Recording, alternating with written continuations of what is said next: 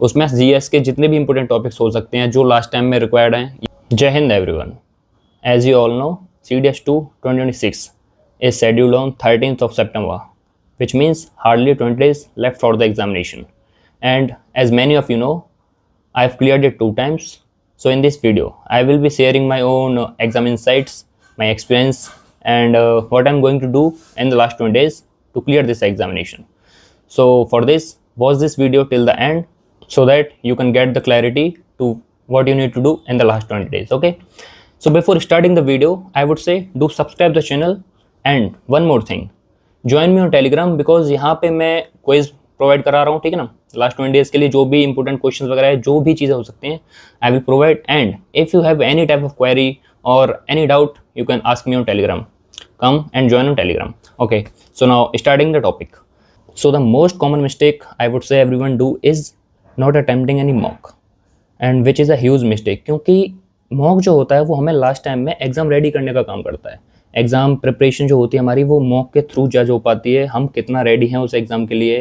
क्योंकि और अगर मैं बात करूँ CDS की, as you all know, if you appearing for IMA, हमारा जो एग्ज़ाम होता है वो 6 घंटे का होता है, 2 hours each for 3 question papers. And if you appearing for OTA, 4 hours, 2 hours each for 2 question paper, English, GS and for IMA maths additional. Okay, so 6 घंटे आपको सीरियसली लगता है कि आप किसी भी दिन कोई आपने मॉक नहीं दिया है, कुछ भी नहीं दिया है, एंड आप सीधा डायरेक्ट एग्जाम में जा रहे हो, बैठ रहे हो और आपका एग्जाम हो जाएगा? आई वुड से यार बहुत बहुत ज़्यादा मुश्किल हो जाएगा, क्योंकि फटीग इतना ज़्यादा हो जाएगा, आपका ब्रेन कंप्लीटली काम करना ही बंद कर देगा। डेस्पाइट कि आपको क्वेश्चंस आ भी रहे होंगे, उसके बावजूद भी आप क्वेश्चंस नहीं कर पा रहे हो, क्योंकि आप इतने ज़्यादा फटीग में हो गए उस टाइम पे, ठीक है ना। तो इसलिए मॉक बहुत ज़्यादा इंपॉर्टेंट होता है। प्लस वो आपको एनालाइज कराता है आपकी सारी जो भी मिस्टेक्स वगैरह आप जो यहाँ कर रहे हो, वो आप चीज़ें वहाँ जाकर ना करो एग्जाम में जाके। तो इसलिए मॉक बहुत ज़्यादा इंपॉर्टेंट होता है। And as I told you, 20 days remaining for the examination, so I will be attempting 2 to 3 mocks for the last 20 days.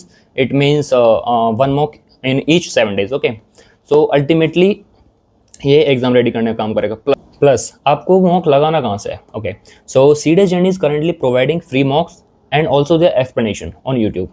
देखो, एनालिसिस इसलिए इंपॉर्टेंट हो जाती है क्योंकि जब भी हम किसी मॉक को लगाते हैं तो हमारे बार बार जो मिस्टेक्स होती हैं वो चीज़ हमारे सामने निकल करके आती है कि हाँ, ये चीज़ें मैं बार बार गलत कर रहा हूँ, और उसी की वजह से हमारा जो स्कोर है वो स्टेगनेंट हो जाता है। आपने अक्सर सुना होगा कि मेरा स्कोर इंक्रीज़ नहीं हो रहा है, 50s 60s या 40s जितने पे भी है वो स्टेगनेंट हो गया है, इंक्रीज़ नहीं हो रहा है। तो उसका रीज़न यही होता है कि हम सेम मॉक जो है उसको अटैम्प्ट करते जाते हैं बार बार, और सेम नंबर ऑफ क्वेश्चंस जो हमें आते हैं उसी को अटैम्प्ट करके स्कोर कर देते हैं।